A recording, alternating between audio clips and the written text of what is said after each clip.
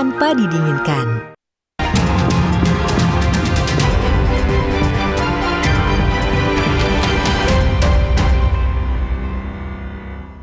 Saatnya ke diskusi utama Kompas Petang, Saudara. Terpidana kasus fitnah terhadap mantan Wakil Presiden Yusuf Kala, Sylvester Matutina, mengajukan langkah hukum peninjauan kembali atau PK. Setelah hampir 6 tahun ia tidak dieksekusi kejaksaan di Kejaksaan Negeri Jakarta Selatan, Sylvester baru mengajukan PK ke Pengadilan Negeri Jakarta Selatan. Kasasi Sylvester telah dibacakan 16 September 2019. Di tingkat kasasi, relawan Jokowi ini tetap dinyatakan bersalah telah melakukan fitnah dan hukumannya diperberat menjadi penjara 1 tahun 6 bulan.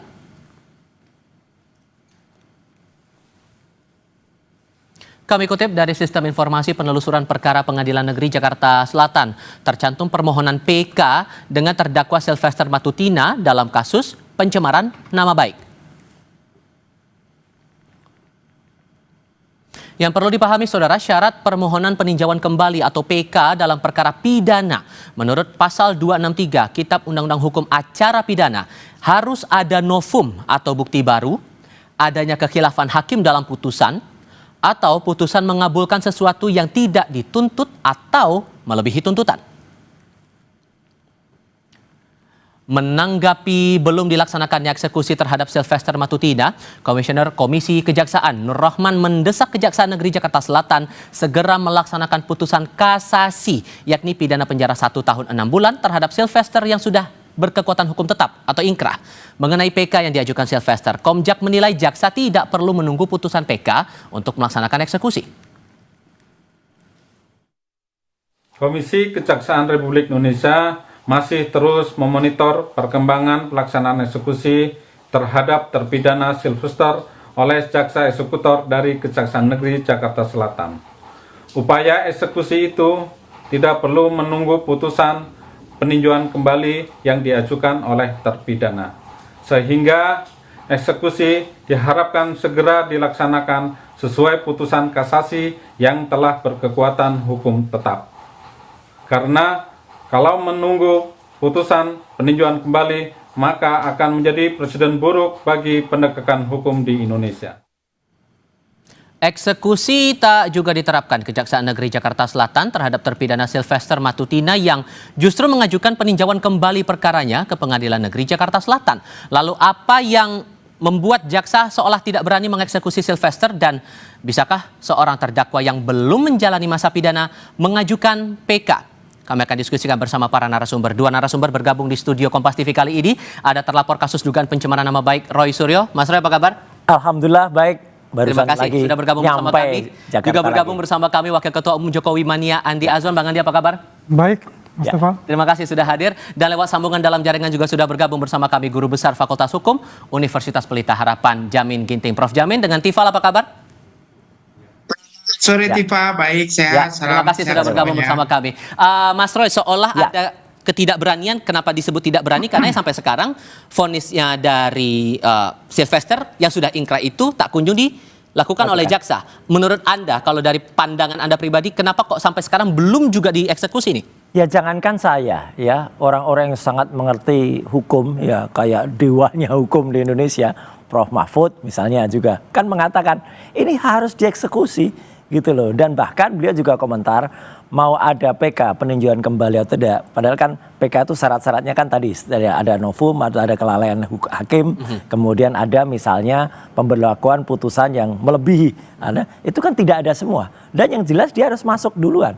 Karena dia belum masuk duluan, ya lucu saja kalau kemudian tidak atau belum diberlakukannya eksekusinya. Makanya saya juga salut terhadap Komisi Kejaksaan tadi, Wakil Komjak, harus diberlakukan. Makanya kalaupun itu dilakukan atau ada permintaan PK, ya sekarang kan PK, kemarin kan kita juga dengar Mas Tifal katanya dimintain amnesti, ya itu lucu-lucuan semua gitu, belum dan menjalankan. Dan Anda menangkap juga kesannya tidak berani atau ada kesan lain di sini? Pasti juga tidak berani, karena sebenarnya kalau dikatakan berkas belum masuk ya, kalau kita lihat kan ini kan sudah zaman online, sudah zaman serba terbuka. Kalau kita lihat di website Kepaniteraan Mahkamah Agung Itu juga jelas bahwa tanggal kirim ke pengadilan pengaju, artinya Mahkamah Agung itu juga kemudian mencatat di sini, itu sudah semenjak Senin 9 September 2019. Jadi sudah lama banget ini memang harusnya dieksekusi. Kenapa tidak? Ya tanyakan kepada orang besar yang ada di balik dia. Ini orang besarnya siapa lagi? Orang Jangan bikin besarnya, spekulasi baru lagi nih, Bang. Nuduh orang besar, ya. Tapi kemudian ternyata dirinya yang punya orang besar mungkin ya.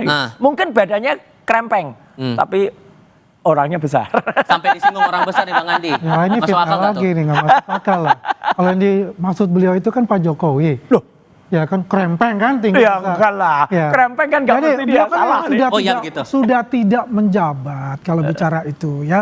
Kalau kita kembali ke konteksnya itu, ya tinggal kita menyerahkan aja kepada Kejari, jaksa eksekutornya bagaimana gitu Setuju. kan. Kalau misalnya dikata, ini kan sudah 6 tahun yang lalu ya, ini kita harus bedakan ya dengan kasus Pak Jokowi yang sekarang kita sedang berjalan ini.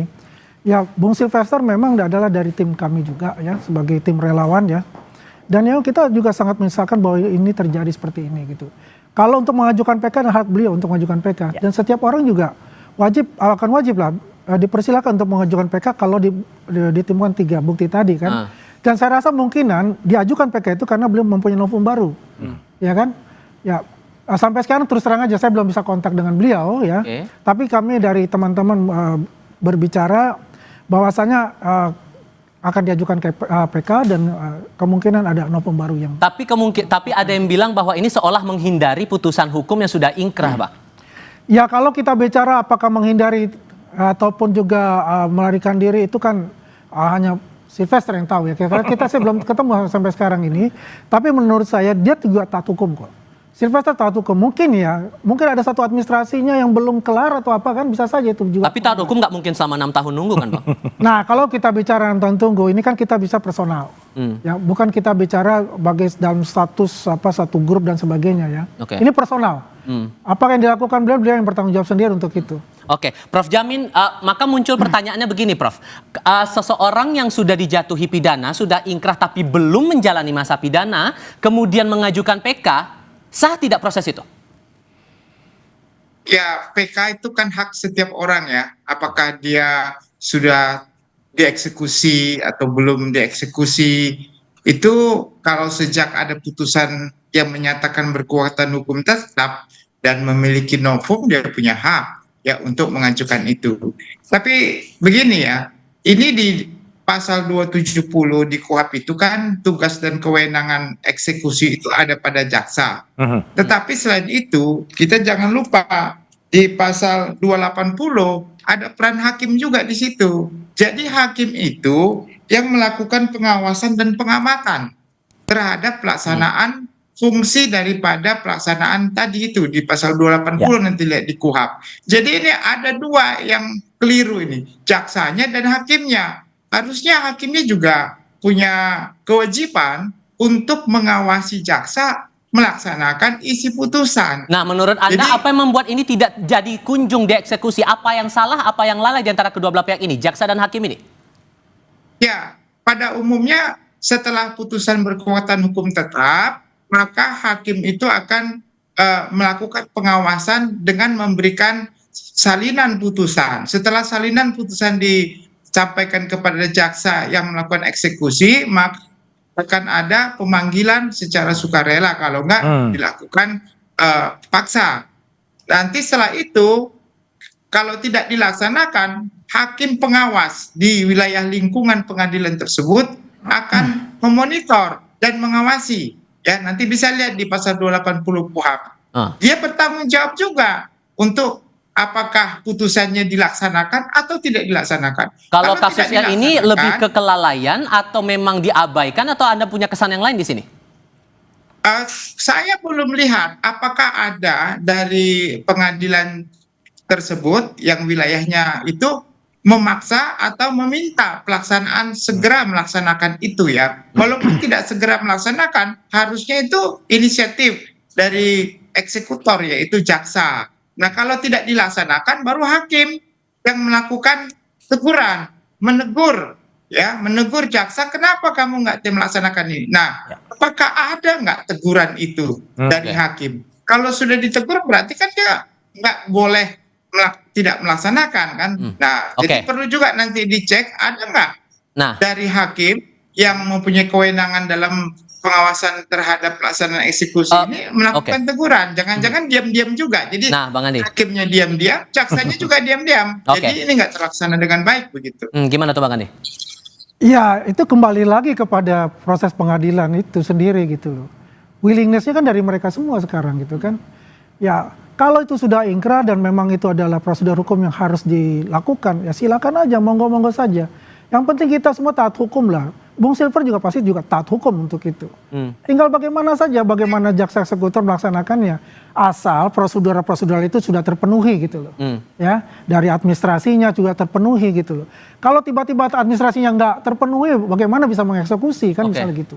Tapi kalau seorang Sylvester, menurut Anda sampai tidak bisa menjalankan eksekusi ini, mustahil atau masih mungkin tidak dia melakukan ini seorang diri gitu? Maksudnya itu tuh nggak mungkin tidak ada pihak lain, Dang, Loh, yang membuat akhirnya kalau tidak bisa melakukan berjalan seperti seorang diri juga pasti tidak, ya kan pasti ada yang tadi menjalankan. Misalnya kan ini pun sudah ada 3 tahap ya, putusan nomor 200, putusan nomor 297, kemudian terakhir putusan nomor 287 garis miring K garis miring PIT 2019 itu semua jelas. Jadi artinya tidak mungkin ya tidak ada kemudian yang membikin atau menghambat ini. Pasti ada karena dalam sistem informasi semuanya jalan. Tapi kan ini berarti ada oknum ya, ada oknum yang tidak menjalankan ini Mas Tifal. Dan Siapa? oknum itu makanya kita minta kepada Komisi Kejaksaan, kita juga kemarin teman-teman juga mengajukan somasi kepada Kejaksaan Negeri ya gitu untuk menanyakan kalau perlu juga ada tindakan. Tapi saya kira udahlah kita serahkan kepada pihak-pihak yang berwenang dan juga masyarakat bisa menilai kok ini Mas Tifal. Akhirnya kan ada tudingan lagi nih Bang Andi. Tudingan siapa pihak yang ada di baliknya Bang Sylvester ini membuat akhirnya 6 tahun nggak jalan-jalan ini pidananya. Ya sah-sah saja orang mengadakan tudingan-tudingan itu. Ya berpraduga. Tapi logis nggak kalau ada pandangan kayak gitu? Ya, kalau kita bicara logika, ya mungkin saja ya, kalau bicara logikanya ya. Tapi apakah ini, tadi kan dijelaskan oleh Pak Prof. Jamin juga, apakah ini jaksa dan hakim ini matching nggak nih?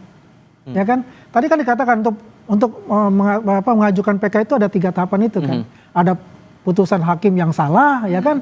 Ya apakah ada putusan hakim yang salah di situ gitu loh. Pertanyaan kan juga gitu, selain administrasi itu. Tapi Kalau menurut sekecil kekuasaan jaksa ataupun hakim pasti juga akan gak berani lah menjalankan itu. Siapa? Nah makanya. Ini Anda berani nuding di sini berarti kan harus membuktikan juga. Saya nggak nuding loh. Saya hanya berpraduga. Bukan nuding. Kalau nuding itu kan ada orang, wah ini ada bohir. Kita coba lihat ada kehilapan dalam putusan hakim misalnya. Nah, gitu kan. Ini kan perlu dikaji ulang lagi, dikaji lagi oleh, makanya ada PK itu, apakah dari 3 komponen itu salah satunya ada itu menurut Bung Sil ya. Maka dia mengajukan PK itu. Bukti barunya apa kalau gitu? Ya, saya bilang kita tunggu dari Bung Sil lah. Buktinya apa yang diajukan dari timnya kan? Ya. Ini kan Masalahnya nggak muncul-muncul di Iya.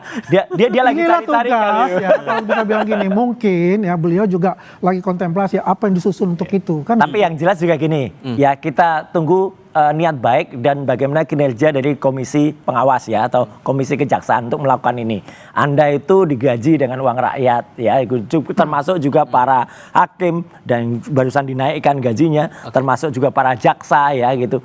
Lakukan ini karena jangan sampai kemudian nanti ada tuduhan macam-macam kan kasihan gara-gara 1 orang ini si Plester ini kemudian membuat yang lain-lain jadi buruk. Nah, saya yakin beginilah, pasti beliau juga melihat ya situasi apapun gitu ya. Pasti dia akan juga merupakan orang yang taat hukum untuk itu ya. Ya, kalau taat hukum udah ya. masuk, Mbak. Ya, kita coba lihat dulu lah. Kita juga jangan berandai-andai untuk harus masuk dulu. Kalau taat hukum kenapa nggak menyerahkan diri aja? Itu benar pertanyaan benar ya. Iya. Ya. Makanya kita bilang apakah dia sekarang ini sedang menyusun dulu untuk penyusunan PK itu, ya baru dia menyerahkan diri. Nah, kita berharap itu nanti pasti itu akan melakukan sesuatu ya. Tapi PK kan nggak menggugurkan itu Pak Andi, ya kan Mas Tifal? PK Ya, kan PK memang tidak menggugurkan ingkrah itu. Ya. Demikian Tinggal juga kita masa dengan bilang, balik lagi saya bilang, apakah jaksa eksekutor itu bisa melakukan itu, ya kan? Kita persilahkan kalau melakukan itu. Sekarang pertanyaannya begini, kalau kemudian ada dugaan kelalaian di sini, Prof. Jamin. Kalau kemudian itu terjadi, saya nggak nanya ke Prof. Siap. Kalau kemudian sudah ada dugaan kelalaian itu, apakah kemungkinan lain terutama PK ini juga akan dianggap masih bisa dilanjutkan atau dianggap gugur seketika? Jawabnya nanti ya, kita jeda sebentar. Kami segera kembali.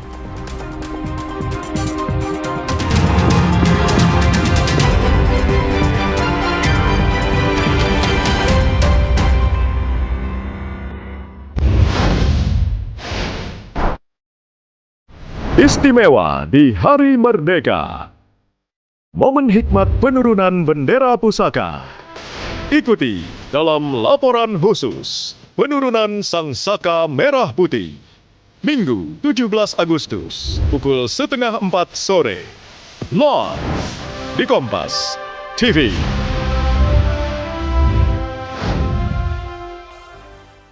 Umpan lambung apa umpan terobosan yang terbaik? Ridho! Do! Seger-seger luwak white coffee.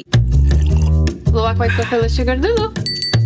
Wah, Luwak white coffee less sugar dibuat dengan susu rendah lemak, rendah gula, rendah kalori. menangkan 5 tiket nonton langsung Piala Dunia. Kirim 5 bungkus kopi luwak apa saja. Foto dan upload ke sosial media tag Kopi Luwak Official. Buruan kirim, pemenang akan segera dipilih. Luwak white coffee, rendah gula. Nyaman diminum.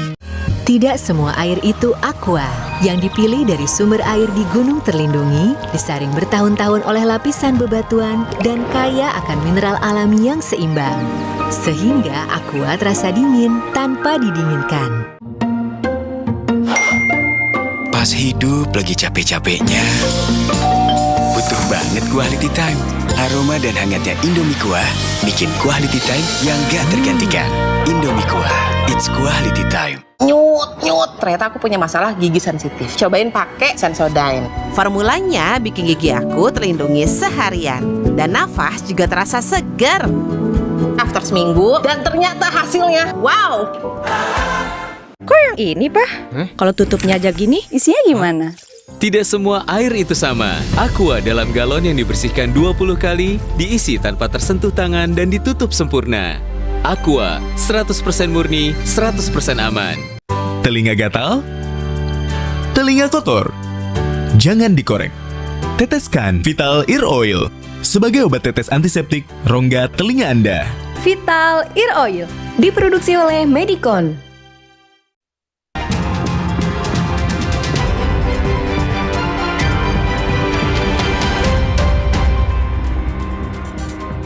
Prof Jamin, seandainya ada kelalaian yang dilakukan oleh jaksa, seandainya ini sudah ditemukan oleh Komisi Kejaksaan ada kelalaian tidak kunjung melakukan eksekusi terhadap Sylvester, maka apa konsekuensinya terhadap si jaksa yang tidak melakukan eksekusi, dan apakah ini seketika tidak akan, PK yang diajukan Sylvester ini otomatis tidak akan bisa dilanjutkan? Ya, tentu terkait dengan kelalaian tugas dan tanggung jawab seorang jaksa, ya, apakah atas inisiatif sendiri ataupun berdasarkan perintah jabatan pimpinan, ya itu tentu menjadi pelanggaran etik ya dan administratif yang bisa nanti diajukan untuk diberikan sanksi ya kepada pelakunya tersebut. Saya ingin mengatakan hal seperti ini ya. Kenapa orang mengajukan PK dia harus hadir, ya harus hadir. Kalau kita ketahui dahulu, orang bisa melarikan diri DPO lalu mengajukan PK begitu. Karena dia khawatir kalau dia hadir nanti dia ditangkap dan dimasukkan ke penjara begitu ya. Nah, jadi sekarang ini maka setiap permohonan PK itu harus hadir dan sendiri mengajukan. Nah, kenapa? Karena agar dapat dieksekusi, dimasukkan ke dalam tahanan begitu.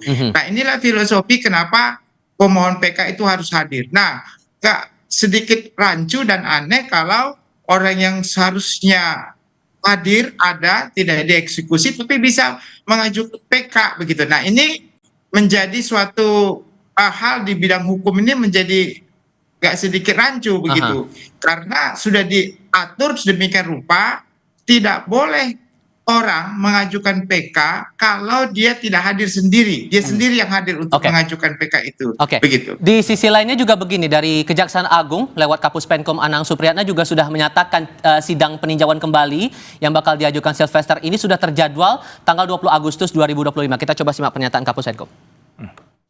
Informasi dari Kepala Kejaksaan Jakarta Selatan yang diterima pada tanggal 11 Agustus dan terjadwal untuk persidangannya tertanggal 20 Agustus untuk persidangan permohonan PK dari saudara terpidana Sylvester. Ternyata PK-nya jalan, Mas Roy, tapi eksekusinya mandek. Apa yang keliru di sini? Ya nggak apa-apa, kita ikuti tadi statement dari pakar hukum Prof. Jamin Ginting tadi. Berarti kan kalau 20 Agustus dia harus datang. Ya, sekarang duluan mana? Harusnya dieksekusi atau PK dulu? Berarti begitu dia datang, ya pihak eksekutor harusnya udah tangkap aja dia, masukkan dulu, ya sebelum dia mengajukan PK. So simple is that, ya kan? Sangat simple. PK dia harus datang, begitu dia datang pada saat sidang PK itu 20 Agustus, ya dia dieksekusi. Seberapa yakin karena yang sekian lama saja untuk mengajukan untuk yang inkrah saja tidak berjalan sebenarnya. Kita berikan doa dari seluruh rakyat Indonesia agar para penjalan hukum di Indonesia itu semua dapat hidayah. Udah gitu, harus, dan Indonesia menonton ini. Sampai begitu jawabannya. Kalau sudah datang PK harus datang sendiri, ada kemungkinan dia ditangkap langsung. Iyalah. Kalau Mas Roy. Ya tidak perlu seperti itu. Kan saya tahu lah pasti Bung Sil itu sudah memperhitungkan semuanya, ya. Apa yang harus dia lakukan. Dia mengajukan PK itu kan pasti sudah ada bukti atau novum atau 3 bukti tadi itu. Ya apapun yang terjadi pasti dia akan hadapi gitu. Bagus. Apakah hari ini dia akan ditahan ataukah besok ataukah nanti setelah pas acara persidangan dia pasti akan hadapi untuk itu, ya. Karena dia juga seorang yang taat hukum untuk itu. Tapi yang jelas adalah yuk kita sama-sama lihat aja seperti apa tanggal 20 Agustus itu. Ya, kan PK sudah berjalan, sudah mulai gitu kan.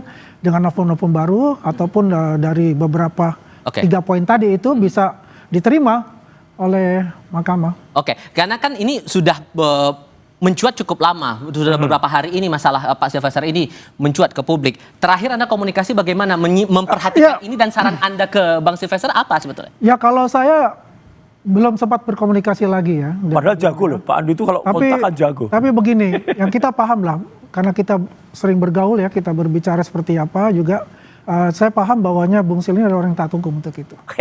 Ya. Dan apapun cepat atau lambat dia pasti akan menyerahkan diri.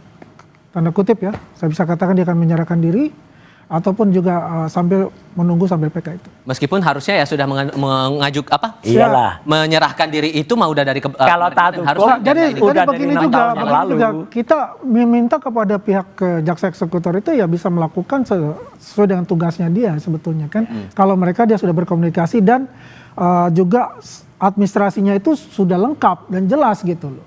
Karena kalau salah satu syaratnya kan itu. Kalau administrasinya nggak lengkap gimana? Oke. Kan masih dipertanyakan juga sama jaksa kan gimana?